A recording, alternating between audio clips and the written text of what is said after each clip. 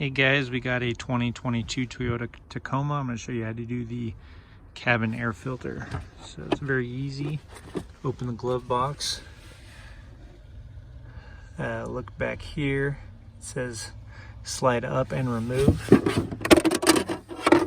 that's how you do it. And then you're going to remove this door.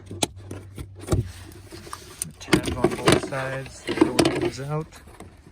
And that is your cabin air filter right there. This one's pretty clean, obviously, so we're not gonna remove it. Just put it back in there. Put the door back on.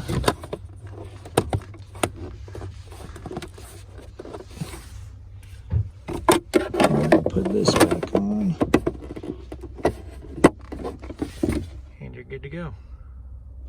Very easy to do, and this will save you a good amount of money. I will post the cabin air filter from Amazon in the description for you guys, but thanks for watching.